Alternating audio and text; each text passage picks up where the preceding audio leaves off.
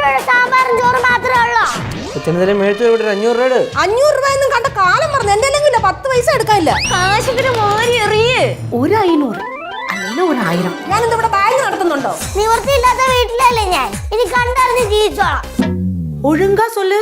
ഇതിൽ എന്താ പൈസ നീ എടുത്തിയാ? എന്താ നിനക്കൊരു കള്ള ലക്ഷണം പോലെ? എന്തോ പ്രശ്നം? പെരിയ പ്രശ്ന പാറു.